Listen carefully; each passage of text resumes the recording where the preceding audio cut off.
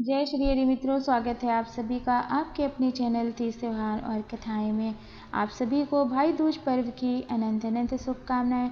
मित्रों, भाई दूज पर्व से जुड़ी बहुत सारी पौराणिक कथाएं हैं। आज आप इस वीडियो में सुनने वाले हैं भाई दूज से जुड़ी एक पौराणिक कथा।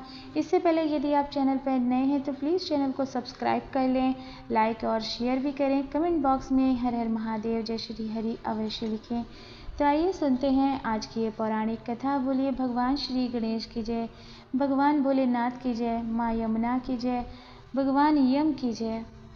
एक समय की बात है, एक बूढ़ी माँ थी, उसके एक बेटा और एक बेटी थी। बेटी की शादी हो चुकी थी। एक दिन भाई दूज के त्योहार के दिन बेटे ने अपनी माँ से बहन के घर जाने के लिए कहा।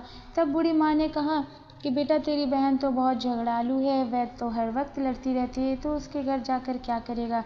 पर बेटे के बार बार अनुरोध करने पर बूढ़ी माँ ने उसे अनुमति दे दी। भाई अपनी बहन से मिलने के लिए घर से निकलता है तो रास्ते में उसे एक नदी मिलती है। नदी बोलती है, मैं तेरा काल हूँ, मैं तुझे डुबा दूंगी। तब भाई कहता है, मैं कई साल के बाद अपनी बहन से मिलने जा रहा हूँ, उससे मिलकर आने दो, फिर वापस आते समय तुम मुझे डुबे देना। तो नदी मान जाती है और उसे रास्ता दे देती है। थोड़ा आगे बढ़ता है तो रास्ते में उसे एक सर्प दिखाई देता है। सर्प कहता है कि मैं तुम्हें डसूंगा। तब भाई कहता है, पहले मुझे अपनी बहन से मिलकर टीका लगवा लेने दो, फिर तुम मुझे डस लेना। सर्प भी उसे रास्ता दे देता है। आगे बढ़ता है, आगे जंगल में उसे एक शेर मिलता है। शेर कहता है, मैं तुम्हें खाऊंगा। तो भाई उसे भी वही बोलता है कि मैं पहले अपनी बहन से मिलकर टीका लगवा लूं, फिर लौटते समय तुम मुझे खा लेना। शेर भी उसे रास्ता दे देता है। अब भाई अपनी बहन के घर पहुंच जाता है और आवाज़ लगाता है, देख बहन, 7 कोस दूर से तिलक कराने तेरा भाई आया है। बहन उस समय सूत काट रही होती है, तब उसका सूत बीच में ही टूट जाता है। ऐसा कहा जाता है, यदि सूत काटते वक्त सूत बीच में टूट जाए तो जिस बहन के इकलौता भाई होता है वह सूत जब तक पुनः जुड़ नहीं जाता तब तक बहन बोलती नहीं है। भाई बाहर से पुनः आवाज़ लगाता है और भाई की आवाज़ सुन जब बहन जवाब नहीं देती तो भाई मन में सोचता है, मुझ गरीब से मेरी बहन भी बात करना नहीं चाहती, माँ सही कह रही थी, मुझे यहाँ नहीं आना चाहिए था। ऐसा सोचकर वह वापस जाने लगता है। इतने में बहन का सूत पुनः जुड़ जाता है और वह भाई को आवाज़ देती है और उसकी तरफ दौड़ती है और उससे बात न करने का कारण भी बताती है। बहन बड़े प्यार व स्नेह से अपने भाई को घर के भीतर ले जाती है और वह अपनी सहेली से, जो कि पड़ोस में रहती थी, उससे पूछती है कि सहेली बताओ, कोई जान से भी प्यारा मेहमान घर आए तो क्या करना चाहिए। रोशन सहेली मजाक में कह देती है कि तेल से चौका लगाना चाहिए और घी में चावल पकाने चाहिए। वह बहन इतनी भोली थी कि पड़ोसन का मजाक भी समझ नहीं पाई और वैसा ही करती है। अब ना तो चौका ही सूखता है, ना ही चावल पकता है। इधर भाई भूखा रहता है, उससे कहता है, बहन भूख लगी है, खाना परोस दो। तब बहन बोली, भाई आज ना तो चावल ही पक रहे हैं, ना ही चौका सूख रहा है। भाई ने पूछा, बहन कैसे तूने चौका लगाया और कैसे तूने चावल चढ़ाए, जो कुछ भी नहीं हो रहा। बहन बोली, मैंने पड़ोस वाली अपनी सहेली से पूछा, उसने कहा जान से प्यारा मेहमान आए तो तेल का चौका लगाना चाहिए और घी में चावल चढ़ाने चाहिए। भाई बोला, बहन तू कितनी भोली है, कभी तेल का चौका सूखा है और कभी घी में चावल पके हैं क्या। तू पानी का चौका लगा और पानी में ही चावल चढ़ा। फिर वह ऐसा ही करती है। जब चौका सूख जाता है और चावल पक जाता है तब बहन घी और शक्कर डालकर भाई को भोजन कराती है और फिर उसको तिलक करती है। कई दिन बीत जाते हैं। एक दिन भाई बोला, बहन अब मैं घर वापस जाऊंगा क्योंकि घर पर माँ अकेली है। अगले दिन सुबह बहन जल्दी से उठकर गेहूँ पीसकर भाई के लिए लड्डू बनाती है और कुछ लड्डू बच्चों के लिए रखकर अपने भाई को विदा करती है।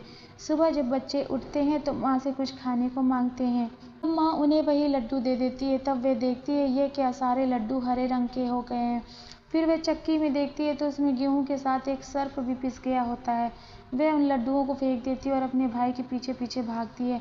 रास्ते में एक पेड़ के नीचे उसका भाई बैठा होता है। उसे देखकर भाई बोलता है, क्या हुआ बहन, तुम यहाँ कैसे आई। तब बहन पूछती है कि मैंने तुम्हें जो लड्डू बांध कर दिए थे वह कहाँ है भैया। भाई ने कहा, बहन तेरे लड्डू मैंने अभी नहीं खाए, पेड़ पर टंगे हैं। वे पेड़ से लड्डू उतारती है और वहीं गड्ढा खोदकर लड्डुओं को गाड़ देती है। उसके बाद वह अपने भाई को सारी बात बताती है। भाई बोला, बहन तूने एक बार तो मुझे मौत से बचा लिया, लेकिन मैं पीछे कईयों को वचन देकर आया हूँ। बहन ने कहा, भाई तुम क्या कह रहे हो, मुझे कुछ भी समझ नहीं आ रहा। तब भाई अपनी बहन को सारी बात बताता है। वे दोनों बैठकर वहाँ बात कर ही रहे होते हैं कि बहन भाई से पानी मांगती है। भाई बोला, थोड़ी दूर एक तालाब है, वहाँ से मैं अभी पानी लेकर आता हूँ। बहन बोलती है, रुक जाओ भैया, मैं खुद ही जाकर ले लेती हूँ। तब वह नदी के पास जाती है। वहाँ एक बुढ़िया बैठी होती है। वह बुढ़िया से बोलती है कि वह आप कौन हैं? बुढ़िया कहती है, मैं विधाता हूँ, एक बहन के भाई की तात देख रही हूँ। तब वह पूछती है कि वह कौन सा भाई है? तब विधाता बोलती है एक भाई जिसके प्यार में उसकी बहन ने एक सर्प की हत्या कर दी। बहन सोचती है कि यह तो मेरा ही भाई है। वह घबरा जाती है और विधाता से पूछती है, हे माता, उस भाई को इस श्राप से बचने के लिए क्या करना होगा? तब विधाता उसे बताती है कि उसकी एक बहन है, जब वह उसे गालियां दे और उसके शादी होने तक यदि वह हर घात को टाल देती है तो उसका भाई बच सकता है। वह तुरंत अपने भाई के पास जाकर कहती है, भाई, मैं तुझे माँ के घर तक छोड़ने चलूंगी, लेकिन रुक, मैं अभी आती हूँ। और वह शेर के लिए मांस, सर्प के लिए दूध और नदी के लिए चुन्नी लेकर आती है और दोनों भाई बहन आगे बढ़ते हैं। रास्ते में उन्हें पहले शेर मिलता है। जैसे ही वह भाई को खाने के लिए आगे बढ़ता है, बहन उसके आगे एक मांस का टुकड़ा डाल देती है। शेर मांस के टुकड़े को खाने में लग जाता है और दोनों भाई बहन आगे बढ़ते हैं। कुछ दूर जाने के बाद आगे उन्हें वह सर्प मिलता है और जैसे ही सर्प उसे डसने के लिए आगे आता है, बहन सर्प के आगे दूध का प्याला रख देती है। सर्प दूध पीने लगता है और वह दोनों अब आगे चलने लगते हैं। रास्ते में उन्हें नदी मिलती है जो भाई को डुबाने को तैयार होती है, पर बहन नदी को वह चुन्नी उड़ा देती है। नदी खुश होकर रास्ता दे देती है। अब वह दोनों भाई बहन आगे बढ़ते हैं और अपने घर पहुंच जाते हैं। बेटी को देखकर माँ खुश हो जाती है, पर बहन उसी समय भाई को गाली देने लग जाती है। तब माँ बेटे से कहती है, झगड़ालू बहन को क्यों ले आया? तब भाई बोलता है, माँ, बहन तो अच्छी थी, पर पता नहीं इसे आते ही क्या हो गया, थोड़े दिनों में भाई का रिश्ता आता है। तब सब कहते हैं, बहन तो पागल है पर भाग्यवान है। पर जब ससुराल वाले सगाई के लिए मिठाई लाते हैं तो बहन कहती है कि इसकी मिठाई क्यों बांटते हो, पहले मेरी मिठाई बांटो। कई बड़े बुजुर्ग बोलते हैं, इसे भी भाई के साथ बिठा दो। सगाई शुरू हो जाती है और वहाँ आग लग जाती है। बहन को तो पता ही था कि उसके भाई का घात है, उसने तुरंत ही वह आग बुझा दी। अब कुछ दिनों बाद शादी के कार्यक्रम शुरू हो जाते हैं, लेकिन बहन हर समय भाई के साथ साथ परछाई की तरह रहती थी। जब भाई की निकासी होने लगी तब बहन बोली, अरे इसकी निकासी क्यों करते हो, पहले मेरी निकासी कराओ और इसे पीछे के दरवाजे से लेकर जाओ। बहन के इतना बोलते ही वहाँ का वह दरवाज़ा टूटकर गिर जाता है। सब कहते हैं, भले ही बहन झगड़ालू है पर बार बार भाई की जान बचा लेती है। जब भाई फेरों में बैठता है तो बहन फिर कहती है, इसकी जगह मैं फेरों में बैठूंगी। शादी के बाद जब दूल्हा दुल्हन की रात जगती है तो बहन कहती है, इसकी नहीं, पहले मेरी रात जगाओ। कई लोग बोलते हैं, बीच में पर्दा लगाकर इसे भी साथ में सुला दो। रात में जब भाई और भाभी सो जाते हैं तब वहाँ एक सर्प आता है।